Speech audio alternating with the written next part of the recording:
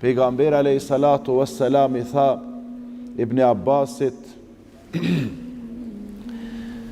ihfadhillaha yahfadhak.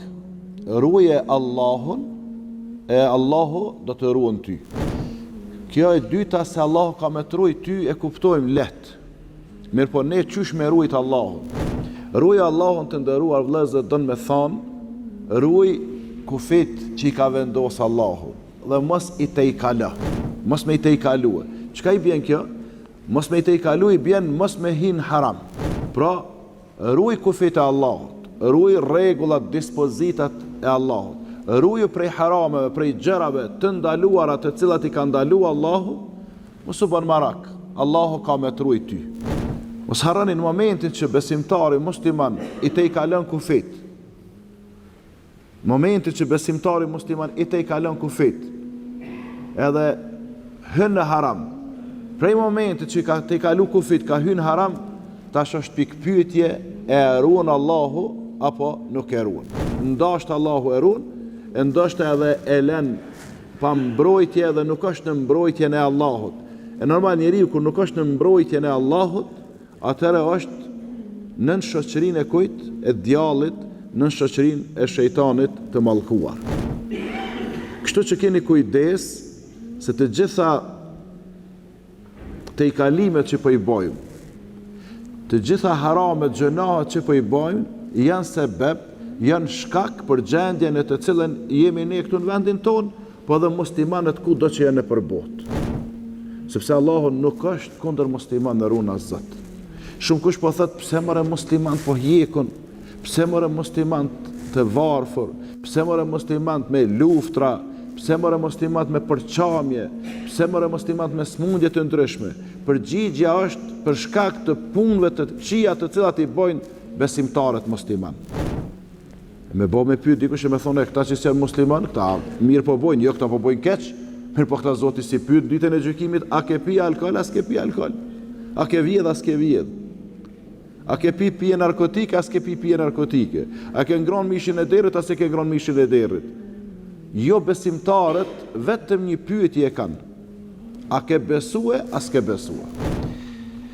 Tjetër prej këshillave që pejgamberi sallallahu alaihi wasallam apo prej porosive, prej emaneteve nëse kam drejt me thonë që Ala ibn Abbasit radhiyallahu anhuma edhe neve që ndjekim atë rrugë të Ibn Abbasit, edhe mundohemi me ndjek rrugën e pejgamberit sallallahu alaihi wasallam. Porosia e dytë apo këshilla e dytë është idha sa'alta fas'alillah. Kur të kërkojsh diçka, është fjala me kërku ato gjanat madhore, ato gjanat të cilat nuk janë në dorën e njeriut, kanë me pas për qëllim kërkesat tona, ka me I drejtu kërkesat tona. Ku është qëllimi në kërkesat tona? Qëllimi është me u drejtu ka Allah, qëllimi është me kënaqë Zotin. Pse? Sepse ne kur I kërkojmë Zotit diçka, dy gjana ndodhin.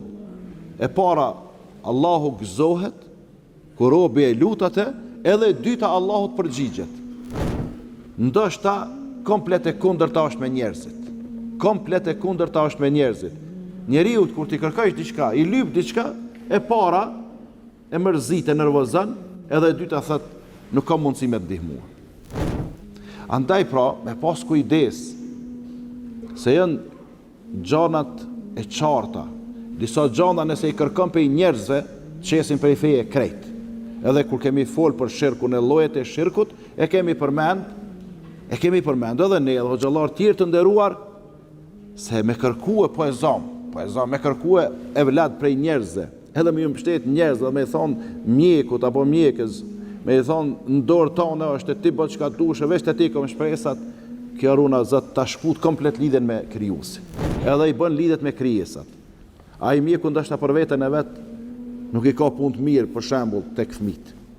Andaj pra kur të kërkoni diçka, me kërku prej Allahut të madhruar, sepse Allahu e para I përgjigjet robit, edhe e dyta gëzohet, edhe pastaj ka edhe rezultate tjera, sepse lutja kërkesat që i bëjmë, edhe lusim Allahun, është çka? Është edhe adhurim, është edhe ibadet. Është ibadet. Pastaj kur të kërkoni ndihmë, thot pejgamberi sallallahu alajhi wasallam, "Wa idha sta'anta fasta'in billah." Dhe kur të kërkosh ndihmë, edhe don më mbështet dikuj për me të ndihmuar, mbështet jo Allahut edhe Allahut kërkoj ndihmë. Se për çdo ditë na me 10 herë e themi apo edhe çdo natë e themi iyyaka na'budu wa iyyaka nasta'in. O Zot, vetëm ty të adhurojmë dhe vetëm prej teje ndihmë kërkojmë. Është fjala për ato ndihmat e mëdha, se më thon dikujt ta merreni karrik apo merreni tavolin largoje çtu. Kjo s'do me thonë që ti ju ke mbështet njeriu. Mirë, po fjala për ato ndihmat e mëdha të cilat i jep Allahu e nuk janë në dorën e njeriu. Pastaj pejgamberi alayhis salatu wassalam i tha Ibn Abbasit, edhe dije sikur ummeti apo sikur njerëzimi me u mbledh, me u bashkue për me ta bëni të mirë, të cilën nuk ta ka caktuar Allahu, kur nuk munden me ta bëa të mirë. Edhe kur s'ke mujt apo s'ke me mujt me marrë çat mirën për njerëzve të cilën s'ta ka caktuar Allahu. Kjo është një bazë e fortë vëllazën besimin ton, sikur krejt këto porosi tjera. Është një bazë e fortë për ata që ju mbështeten krijesave edhe nuk i mbështeten krijuesit. Për ata që presin shumë prej krijesave e presin pak prej krijuesit. Andaj duhet me kërkue, duhet me shpresue dhe duhet me i prit të gjitha të mirat, çfarë do qofshin ato prej krijuesit e jo prej krijesave. Provojeni me mbështet tek Zoti, sepse njeriu sot më shumë i tutet na shta punëdhënësit se sa atina që është Ar-Razzaq, furnizuesi absolut, që si mungon kur gjë që edhe jap kur don, edhe sa don, edhe këtë më dhon ato që i kërkojnë si mungon asgjë, në pushtetin edhe në pasurinë e tij. Andaj pra, mos u shqetëso, mos u mërzit, gjanat janë të qarta, atë mirë që ta ka caktuar Allahu ki me marr, e atë mirë që s'ta ka caktuar Allahu krejt njerëzimi me mbledhë me thonë, po dojna me ta dhon, nuk kanë me mujt me ta dhon. Apo i shifni këta mbretërit që janë atje ka lindja, ose ka mbretër edhe ka Evropa, kur vjen ai momenti i fundit, mbledhen këtë aty këshilltar, e mbledhen mjek familjar, e specialista, e eksperta të shëndetësisë me mujt pak me ashtu jetën. Sepse këtë e lakmojnë jetën po mduket, këtë me thonë me një fjallë shtu me shtje dhe vetën, këtë e lakmojnë jetën. Mirë po qëta pushtetartë, këta me konë mundësia dyqysh këtë pushtetin e këshin dhonë, dikush edhe popullin e kishë dhonë veç me mujt me jetu një 1000 vjetë a 2000 vjetë.